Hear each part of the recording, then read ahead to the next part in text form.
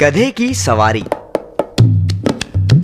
किसी दूर दराज के एक गांव के मेले से एक बाप और उसका बेटा अपने गांव की ओर लौट रहे थे।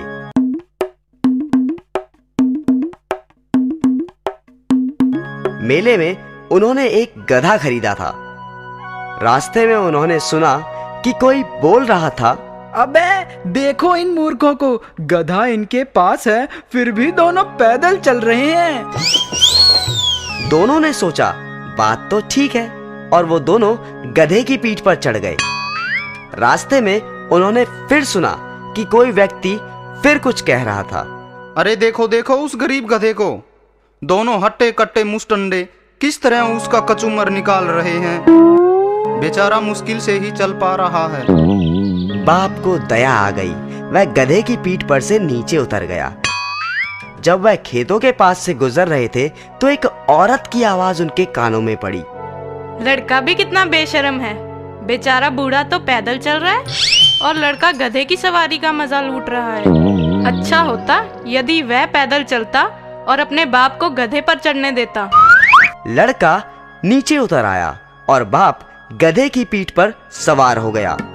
वो अभी गांव के पास पहुंचे ही थे कि एक पास से गुजरता हुआ व्यक्ति बोला, वाह भाई वाह, पहली बार ऐसा स्वार्थी आदमी देखा है जो आप तो मजे से गधे पर लदा हुआ है और अपने मासूम बेटे को पैदल चलने पर मजबूर कर रहा है। बस फिर क्या था, उन दोनों ने गधे को बांस के साथ उल्टा बांधकर अपने कंधों पर उठा लिया और अपने घर की ओर चल दिए। जैसे ही वह घर के पास पहुंचे सब लोगों की हंसी फूट पड़ी। एक बुजुर्ग गांववासी आगे बढ़ा और पूछने लगा, गधे को इस तरह उल्टा लटकाकर क्यों ला रहे हो? क्या यह लंगड़ा लूला है कि यह चल नहीं सकता?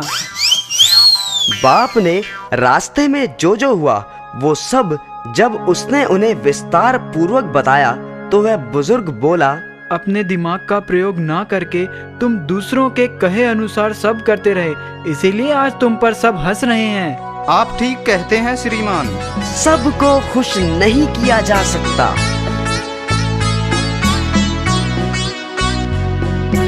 मैं हूँ टिम टिम करता तारा,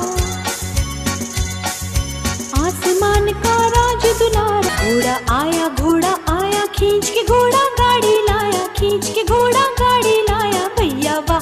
भक्ति से प्रसन्न हो माँ दुर्गा उसके सामने प्रकट हुई।